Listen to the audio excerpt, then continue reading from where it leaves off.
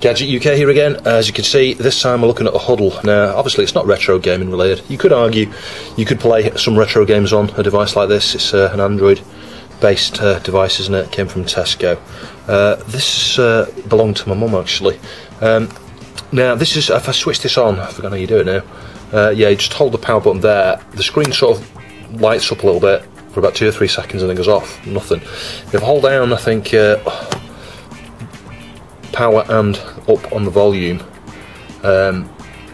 we should see a similar thing where the screen lights a little bit. It doesn't seem to do much, and then you get like a little icon in the middle of the screen. I think depends whether it's gone completely flat now. Let's just see. There you go. Did you see that? If I just leave it a sec, it'll probably come up with some sort of recovery menu. There you go. You can see that recovery system 4.2.41. And you can use the up down here to go through. Now I've tried various things, wiping the caches and wiping the data, factory reset. I've tried rebooting system. That's not, you can't do anything. You just can't seem to get it to boot at all. And I suspect it's because the firmware's got corrupted. So the next thing I tried to do, see if we can switch this off. I think you can reset it via the little pin, the hole there. There's like a little switch. You can do that, and that will reset it. So the next port of call really was to connect it to PC via the, is it that connector? Yeah, I think it's that one. It's like a little micro USB, I think it is. And the PC doesn't see it at all. And I messed around plugging the cable in different ways and pressing it and squeezing it and twisting it and bending it. And eventually I had a do-do-do-do-do from Windows 10 there. So it connected and then disconnected, and I couldn't get it to do it again. So the first problem we've got is we can't connect via USB in order to try and attempt to reflash this. Now I've got a set of firmware, 2 different versions, I think factory versions that somebody managed to produce. And there's a utility you can download to allow you to, well, to enable you to help you reflash these. I'm not sure whether it's going to work or not. It depends on how bad this is damaged. Is there a fault? Is it just, can it be recovered? I'm not sure. But until we've got a USB connection, sorry, that one, we're not going to know. So I've taken the liberty of ordering a USB connector in advance here. This is, yeah, you can see micro USB. So it's surface mounted. It should be fairly easy to replace. The big problem is getting inside these. You can see I had a bit of a go the other day. It's, the rubber part here is this, it's half the case. It's like it's clipped into the plastic frame. You could, on first inspection, assume you got to peel the front off here, but I don't think so. It looks to me like this whole rubber thing, needs easing out here with some flat tool of some sort. So, I've got a knife here. I might be able to use a fresh blade to just separate the edge here. And then use some sponges or something from, iPhone removal tools. I've got some of them somewhere, I don't know where they are now, big bag of removal tools, but something like that. If I can get the gap wide enough, I can slide that in and then just slide it around. So all I did here is push this razor blade into the edge here and just twist it a little bit, and I had a snap. Can you see? It's started to separate here. So yeah, hopefully if we just work our way around this, I want to try and do as little damage to this as I can, if I can avoid damaging this. Yeah, just get that under there. There you go.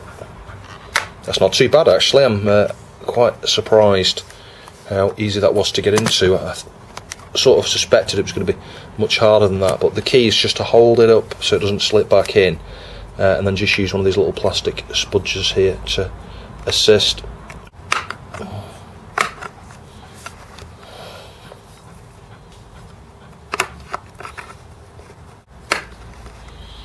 Get in there, last side, there we go.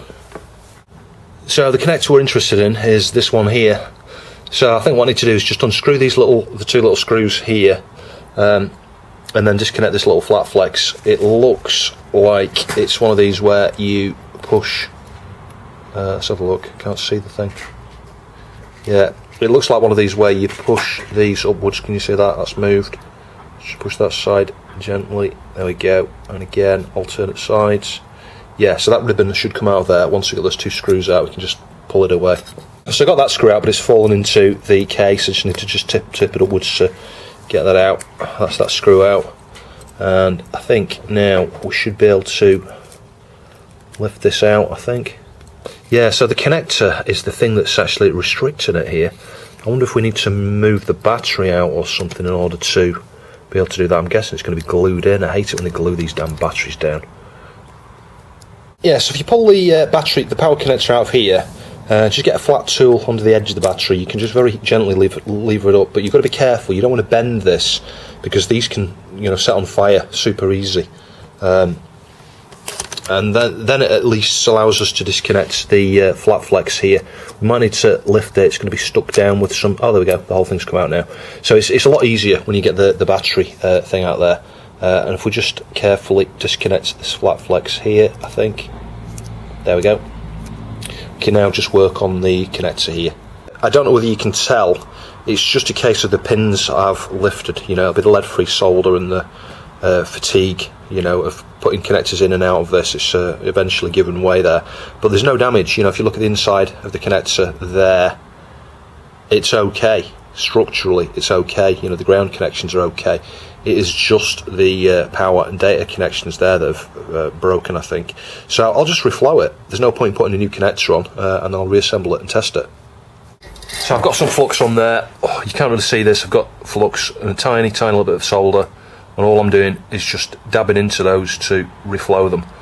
So we'll just inspect the magnifier and just make sure we've got good connection. So we'll just clean up with some IPA. May get the toothbrush onto the back of that actually. But yeah, that's not looking too bad. Yeah, you're not going to be able to see it very well, but the solder points are nice and renewed there. So we'll get the ribbon back in, make sure the housing is slid all the way down as it is. And carefully slide the ribbon in. There we go, that's in. And once the ribbon's all the way in, just slide this housing back up here. I think that's it actually. Yeah, I think that's holding it. Yep, we're good there. So I can now just tilt it down a little bit to get the connector down here, hopefully.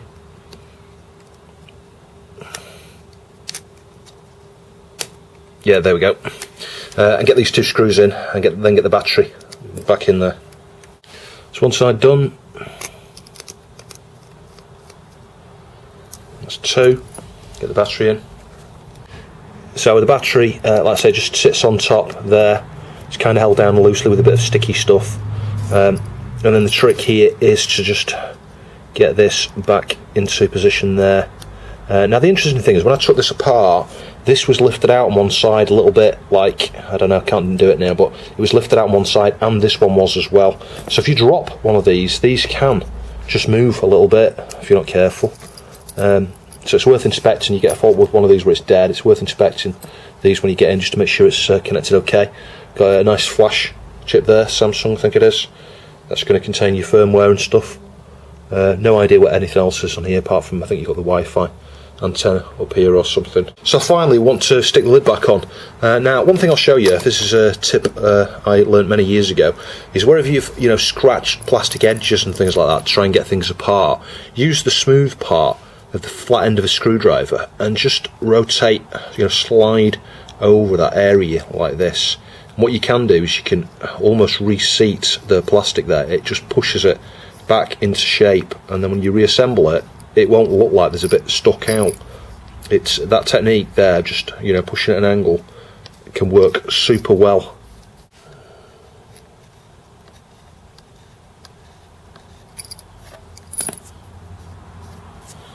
So just try and loosely put that in position. Make sure we've got it the right way up. Yes, we have. And then just on one side, just try and start pushing it back together. Go round the sides one side at a time.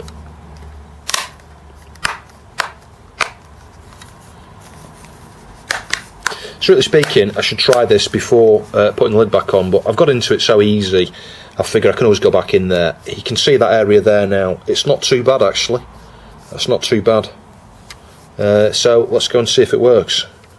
Yeah, so that wasn't happening before. We were getting nothing when it was connected here. I did just listen through the speakers there to see if I heard the do-do-do-do, and there was nothing because obviously it's powered off, it's just charging. But I think if I now go back into the recovery mode, we should hear it connect via USB, and I should then be able to run Arcade Tools or whatever it is to try and update the firmware on it.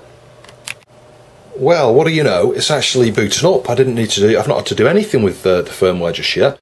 So my dad has kindly provided a little bit of footage filmed on his phone here just to show you it working, because I'd completely forgotten to record the ending parts of this video.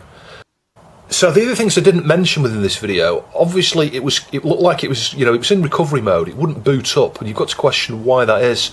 And I think the reason ultimately is that when the power level is so low, it cannot boot the system, but the power level is sufficient to allow you to go into recovery mode. So that was exactly why it wasn't booting. Other things you could do, obviously, is measure the battery voltage in there. I didn't show that. I'll stick a link down below to a recent video that my mate Vince did on a couple of tablets, one of them being an Android tablet. And you can see some of the tips and techniques and things he used there, because ultimately the battery could be the fault. If you're getting the same issue with yours and the charge port's okay, could be the battery. And the other thing you might want to do is replace the power connector. I didn't show how to replace it entirely in this video, but I will be uploading a Nintendo 2DS video where the socket is replaced on that, and it's pretty much the same process. Anyway, I do hope you found the video interesting. Please like, share and subscribe, and I'll catch you in the next video.